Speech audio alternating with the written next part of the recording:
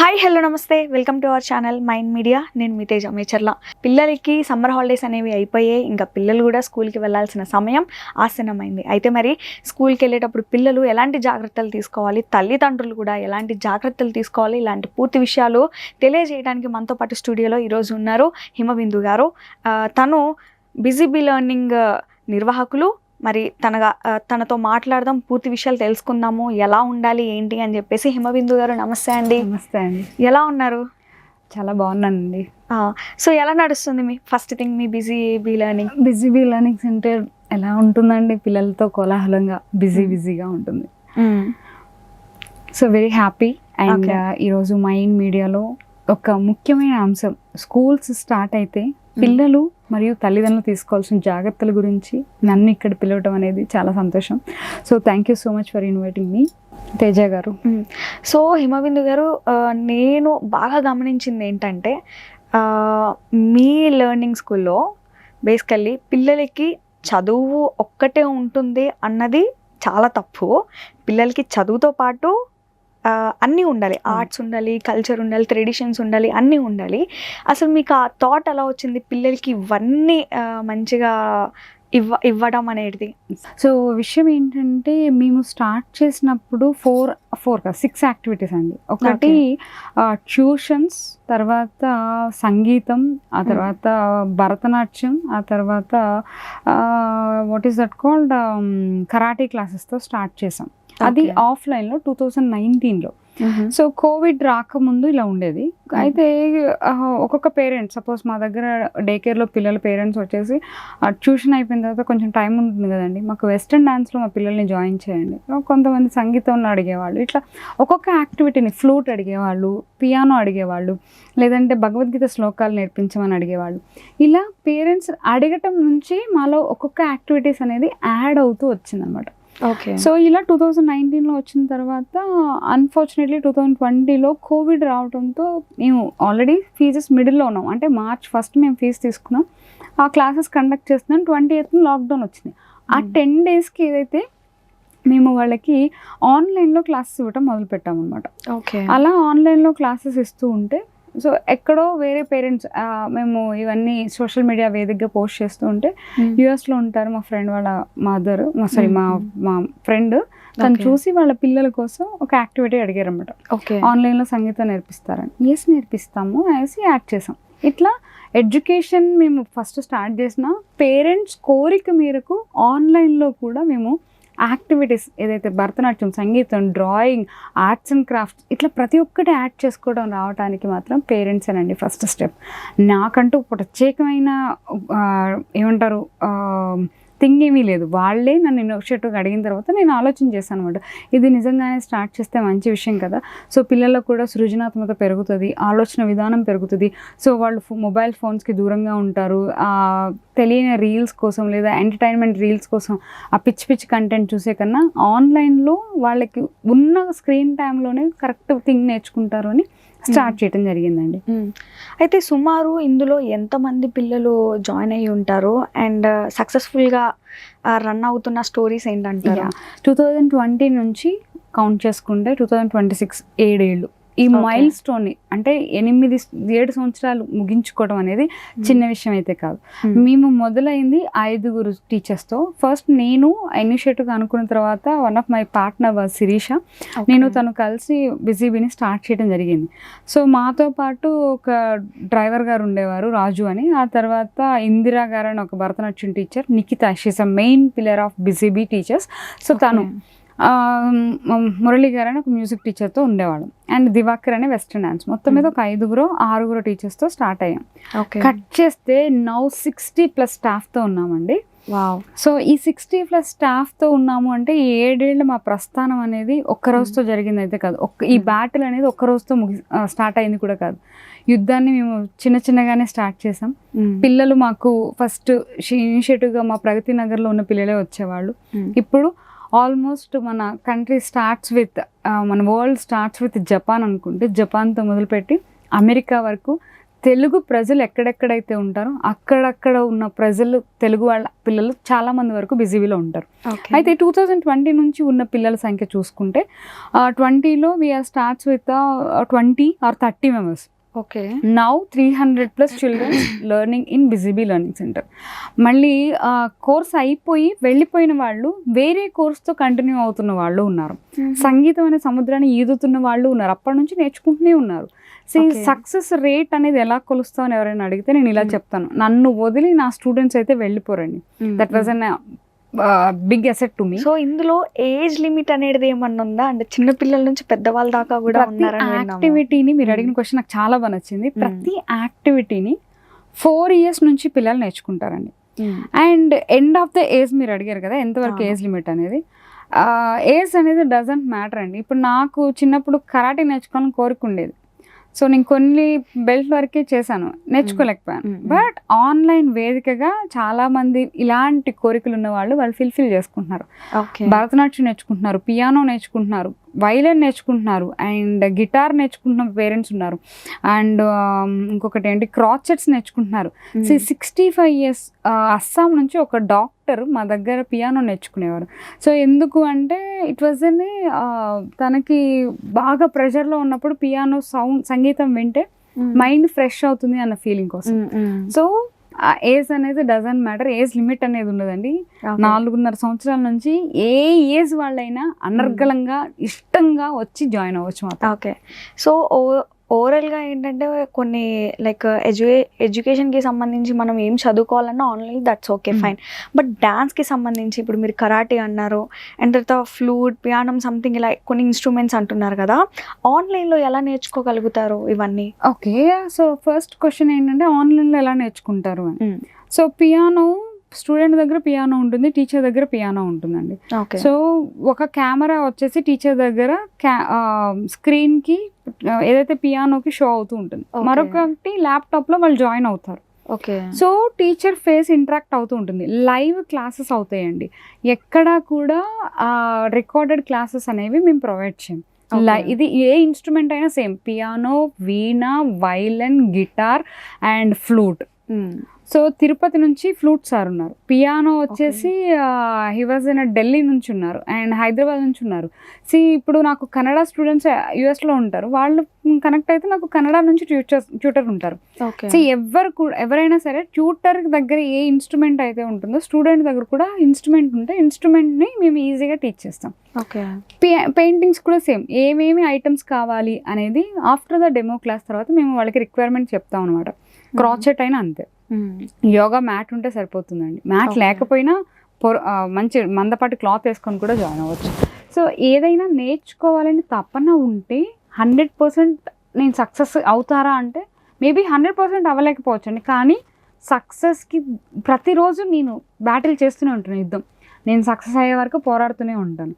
So ఓపిక ఉండాలే కానీ సక్సెస్ అవ్వచ్చండి. ఏదైనా కొండను కూడా పిండి చేయొచ్చు, అలానే సక్సెస్ అవుతామండి. కన్ఫామ్ అని చెప్పలేం కానీ అవుతాం. But one day I will win. Bindu గారు, ఇప్పుడు ఆన్లైన్లో ఎట్ ఎ టైం ఎంతమంది పిల్లలు యాడ్ అవుతా ఉంటారు అంటే నేర్చుకోవడానికి? So it was an online class అనేదండి. ఇట్స్ 1-to-1 సెషనే బిజీబీ ప్రొవైడ్ చేస్తుంది. సో ఎందుకు బిజీబీ 1-to-1 ప్రొవైడ్ చేస్తుంది అంటే 1-to-1 ఉన్న అవుట్పుట్ గ్రూప్ క్లాస్ ఇవ్వలేదు. బికాస్ 30 మెంబర్స్ క్లాస్ ఫిజికల్గా యాక్టివ్ వెళ్ళినప్పుడు టీచర్ ముందుకు వచ్చి చెప్తున్నప్పుడు అందులో ఒక 15 మెంబర్స్ 20 మెంబర్స్ మాత్రమే వింటారు, రిమైనింగ్ ఆడుకునే వాళ్ళు ఆడుకుంటారు. సేమ్ ఇదే సెక్టర్ ఆన్లైన్కి వచ్చేప్పటికి 3-4 గ్రూప్ అండి. అంతకు మించి ఉన్నారు అంటే ఓన్లీ ట్యూటర్ పిన్ పెట్టుకోమంటారు, ట్యూటర్ ఏం చెప్తున్నాడో ఇక చూసుకొని చేసుకోవడం. దానికన్నా ఈ సోషల్ మీడియాలో బోల్డ్ అనే వీడియోస్ ఉన్నాయి, అవి చూసి మీరు ఫాలో అయిపోవచ్చు. సో గురువు ఇచ్చే అవుట్పుట్ పర్ఫెక్ట్గా కావాలి, నువ్వు కరెక్ట్గా నేర్చుకోవాలి, నీ పాత్ నువ్వు కరెక్ట్గా ఉండాలి అంటే మాత్రం 1-to-1 సెషనే ఉంటుందండి. అది కూడా డ్యూరేషన్ 40 minutes క్లాస్ ఉంటుందండి. మన ఫిజికల్ క్లాస్ ఎంతసేపు ఉంటుందో ఆన్లైన్లో క్లాస్ కూడా అంతే ఉంటుంది. It was a customized. If మీకు వీక్లీ 1 క్లాస్ కావాలి, వీఆర్ అవైలబుల్. మీకు వీక్లీ 2 కావాలి, వీఆర్ అవైలబుల్. వీక్లీ 3 కావాలి, అవైలబుల్. మీ చాయిస్, స్టూడెంట్ చాయిస్ను బేస్ చేసుకొని ట్యూటర్ మేము అవైలబుల్గా ఉంటాం అనమాట. ఓకే. సో పిల్లల యొక్క ఆదరణ ఎలా ఉంది, వాళ్ళ సపోర్ట్ ఎలా ఉంటుంది సో వాళ్ళ పేరెంట్స్ కానీ? కరెక్ట్ అండి. పేరెంట్స్ ఎప్పుడు కూడా ఆన్లైన్ లెర్నింగ్ సెంటర్స్లో మీరు మా అబ్బాయి చాలా కుదురుకాల అబ్బాయి అండి, మా అమ్మాయి చాలా క్రమశిక్షణగా పెంచామండి, మీరు క్లాస్ చెప్తుంటే తను కదలకుండా వింటదండి అని చెప్తూ ఉంటారు. పర్ఫెక్ట్. కాకపోతే మీరు మధ్య మధ్యలో వచ్చి ఒక్కసారైనా చెక్ చేసుకోవాలి. ఎందుకంటే మాకు కెమెరాలో వాళ్ళు కనిపిస్తున్నారు, కానీ వాడు స్క్రీన్ మీద వేరే గేమ్ ఆడుతూ ఉండొచ్చు, వేరే వెబ్ సిరీస్ చూస్తూ ఉండొచ్చు, ఇంకేదైనా చేస్తూ ఉండొచ్చు, బట్ వి కాంట్ సీనా. అందుకోసం పిల్లల తల్లిదండ్రుల పర్యవేక్షణలో పిల్లల క్లాసెస్ తీసుకుంటూ ఉంటాం. మేము ఎప్పుడైనా క్లాస్ మాకు ఏదైనా చిన్న డౌట్ వస్తే వెరిఫికేషన్ కోసం ఖచ్చితంగా పేరెంట్కి కాల్ వెళ్ళిపోతుంది. పేరెంట్ని ఒకసారి వచ్చి క్లాస్లో చెక్ చేయమని చెప్తూ ఉంటాం అనమాట.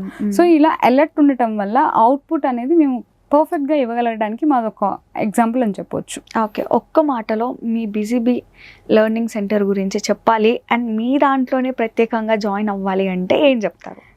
ప్రత్యేకంగా నా దాంట్లో జాయిన్ అవ్వాలి అంటే నేను ఏం చెప్పలేకపోవచ్చు. Everyone have an some uniqueness అండి, అది అందరికీ ఉంటుంది, నాకంటూ ప్రత్యేకమనే ఉండదు.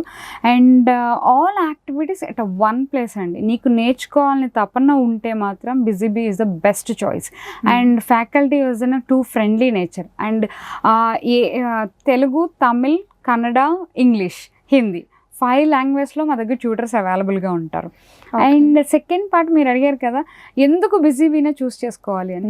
సో ఇయర్ మొత్తం మీద మేము 4 to 5 ఆఫ్లైన్ పర్ఫార్మెన్స్ ఇస్తాం. ఇఫ్ యువర్ ఇన్ ఇండియాలో ఉన్నారనుకోండి, అదే సమయంలో మీరు ఇప్పటివరకు ఆన్లైన్లో నేర్చుకున్న విద్యని ఎక్కడైనా ప్రదర్శించాలి కదా, అది ప్రదర్శించే అవకాశం ఉంటుంది. కొన్ని యూట్యూబ్ అక్కడ దాకా ఎందుకు, మన మైన్ మీడియా ఛానల్లోనే మన బిజీబీ పిల్లలు చాలా వీడియోస్ చేసాం, అలా యాక్టివిటీస్ వీడియోస్ చేసాం. అలాగే రవీంద్ర భారతిలో చేస్తాం, శిల్పారామంలో చేస్తాం, ఇవిలా మనం యాదగిరిగుట్టలో స్టేజ్ పర్ఫార్మెన్స్ ఇచ్చాం. ఇలా ప్రతి చోట వీళ్ళకంటూ ప్రత్యేకంగా ఒక స్టేజ్ని క్రియేట్ చేసి వాళ్ళకి ఆపర్చునిటీస్ ఇవ్వడంలో బిజీబీ ఫస్ట్ ప్లేస్ ఉంటుందండి. సో మేబీ ఇదే నా సక్సెస్ సీక్రెట్ కూడా అయ్యి ఉండొచ్చు. మేబీ సక్సెస్ సీక్రెట్ని వాళ్ళు బయటకు బాహాటంగా చెప్పేశాను. సో అది విషయం. సో ఓకే, అండ్ ఇప్పుడు సమ్మర్ హాలిడేస్ అయిపోతున్నాయి కాబట్టి పిల్లలు ఇంకా స్కూల్కి వెళ్ళాల్సిన టైం ఆసన్నమైంది. ఎగ్జాక్ట్లీ. సో అసలు పేరెంట్స్ ఎలాంటి జాగ్రత్తలు తీసుకోవాలి, పిల్లలు ఎలాంటి జాగ్రత్తలు తీసుకోవాలంటారు? సో కొంతమంది స్కూల్స్ మారుతూ ఉంటారండి, వాళ్ళకి ఇది కొత్త ప్లేస్ ఉంటుంది. సో ఇక్కడ మీరు చాలా అంటే మీ నేచర్కి తగ్గట్టుగా కొత్త పిల్లలతో మీరు అడ్జస్ట్ అవ్వలేకపోవచ్చు. బట్ డోంట్ గివ్ అప్ అండి, భయపడొద్దు, స్కేరీగా ఉండొద్దు. నువ్వు స్కేరీగా ఉన్నట్టు నీ ఫేస్లో అస్సలు చూపించవద్దు, ఎందుకంటే పక్క వాళ్ళు నేను ఇంకొంచెం ఏడిపిస్తారు. ఏడ్చేవాడు ఉంటే సమాజం ఖచ్చితంగా ఏడిపిస్తుంది. సో అస్సలు ఏడవకూడదు, అసలు చాలా ధైర్యంగా ఉండాలి, స్టబ్బాన్గా ఉండాలి. నువ్వు వెళ్ళేది క్లాస్ నేర్చుకోవడానికి, వాళ్ళతో పచారీలు చేయడానికి కాదు. అండ్ సెకండ్ వన్, పేరెంట్ ఇలాగ పిల్లలు ఎవరైనా భయపడుతూ ఉన్నా, సో స్కూల్కి వెళ్ళాలంటే టెన్షన్ పడుతూ ఉన్నా, వాళ్ళని కూర్చోబెట్టి గైడ్ చేయాలి. నీకు అక్కడ ఎలాంటి అట్మాస్ఫియర్ ఉంటుంది అనేది నువ్వు ముందుగానే వాళ్ళకి ఎక్స్ప్లెయిన్ చేయగలగాలి. అప్పుడు పిల్లల్లో ఒక ధైర్యం వస్తుంది, ఓకే నాకేం జరగదు, it's my హెలిజ్లేషన్.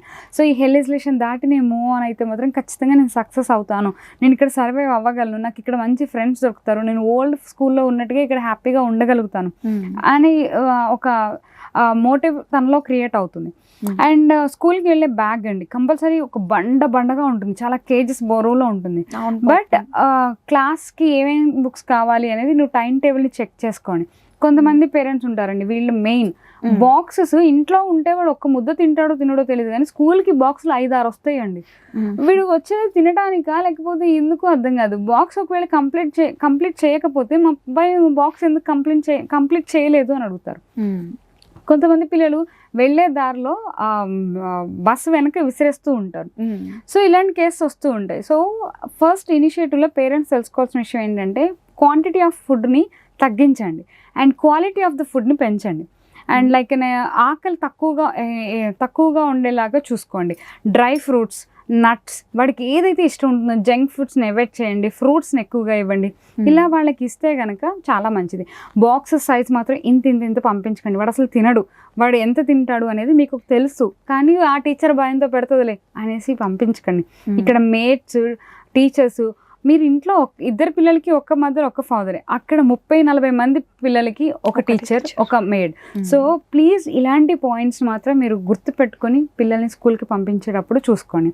And second one, పిల్లలకి డే 1 నుంచే ఎర్లీగా నిద్ర లేవడం అలవాటు చేయండి. 8:30కి స్కూల్ అయితే 8కి లేపి socks, shoes, water bottle, water, bag అన్నీ పెట్టి వాడిని ఒక రోబో లాగా తయారు చేయకండి. అట్లీస్ట్ 6-6:30కి అతను లేపి అతనికి కావాల్సిన థింగ్స్ అన్ని రెడీగా ఉన్నాయో లేవో చెక్ చేసుకొని, స్కూల్ యూనిఫామ్ కుదిరితే అతను 6 అబోవ్ ఇయర్స్ అయితే 6th క్లాస్ అబోవ్ అయితే ఐరన్ చేసుకునేలాగా ట్రైన్ చేయండి. అండ్ తన కప్బోర్డ్, తన బుక్స్ సెల్ఫ్ అన్ని నీట్గా పెట్టుకునేలాగా, ఆర్గనైజ్డ్గా ఉండేలాగా, లేచిన వెంటనే దుప్పట మడత పెట్టేలాగా ఒక పద్ధతి ప్రకారం ఉంచితే తర్వాత రోజుల్లో తన పని తను మీరు లేకపోయినా ఉన్నా చేసుకోగల సామర్థ్యం తనకు వస్తుంది. డే 1 నుంచి ఇది అలవాటు చేయాలి. So be care of it. So గారు ఇంకొక విషయం ఏంటంటే లైక్ ఇప్పుడు పిల్లల్ని చదువు అని పిల్లలు పేరెంట్స్ చదువు అని చెప్పి పిల్లల మీద రుద్దుతున్నారు తప్ప పిల్లల ఫిజికల్ ఫిట్నెస్ గురించి ఎవరు ఆలోచించట్లేదు. ఇవాళ రోజున చూసుకుంటే పిల్లలు చాలా లావుగా అయిపోవటం కానీ ఫిట్గా లేకుండా, అండ్ కొన్ని స్కూల్స్లలో చూస్తే గ్రౌండ్స్ కూడా ఉండవు మనకి, సో గ్రౌండ్స్ ఉండవు, వాళ్ళకి ఒక ఫిజికల్ ఫిట్నెస్ ఉండదు, గేమ్స్ ఉండవు, ఏముండవు. సో దీనిపైన ఏమంటారు? ముందు పర్మిషన్స్ ఇచ్చేవాళ్ళు ఎలా ఇస్తున్నారండి అపార్ట్మెంట్స్లో? ఫస్ట్ అది క్వశ్చన్ చేయాలి. సెకండ్ వన్ వాస్ స్కూల్స్కి గ్రౌండ్ లేకుండా ఉన్న స్కూల్స్ని మీ పిల్లల్ని పంపించకండి. పెద్ద బడా ర్యాంకులు వచ్చేసాయని పంపించకండి. థర్డ్ వన్, ఏమంటారు, మీరు ఫిజికల్గా ఫిట్గా లేడు, స్కూల్లో పంపించలేదు, దెన్ మీరు మార్నింగ్ 5కో 6కో లేపి జాగింగ్ ఎక్సర్సైజ్ చేయించండి. అండ్ నెక్స్ట్ వన్, తనకి బాడీని కొంచెం ఎక్సర్సైజీగా ఉండేలాగా, ఫిట్నెస్ ఫ్రీక్గా ఉండేలాగా తల్లిదండ్రులు కూడా తీర్చొచ్చు. అండ్ స్కూల్కి వెళ్ళిన తర్వాత స్కూల్లో కరికులంలో ఏమేమి యాక్టివిటీస్ నిజంగా అవుతున్నాయి అని పిల్లల్ని అడిగి తెలుసుకోండి. ఒకవేళ అవ్వట్లేదు అని తెలిస్తే స్కూల్కి వెళ్ళి అడిగే హక్కు మీకు ఉంటుంది, ఖచ్చితంగా అడగండి. Yoga, gym, exercises, walking, jogging ఇలాంటివి అట్లీస్ట్ పిల్లలకి మనం నేర్పించాలి.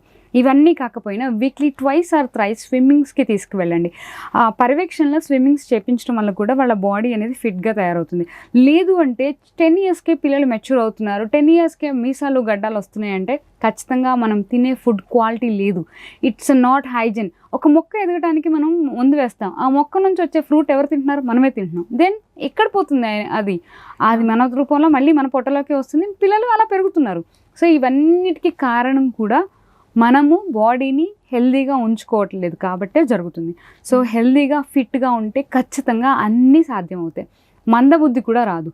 ముందు హెల్దీగా ఎక్సర్సైజ్ చేస్తూ ఉంటే చదువు మీద కూడా కాన్సన్ట్రేషన్ వస్తుంది, ఖచ్చితంగా మార్కులు అనేవి పెరుగుతాయి. కావాలంటే మీరు చెక్ చేసుకోవచ్చు.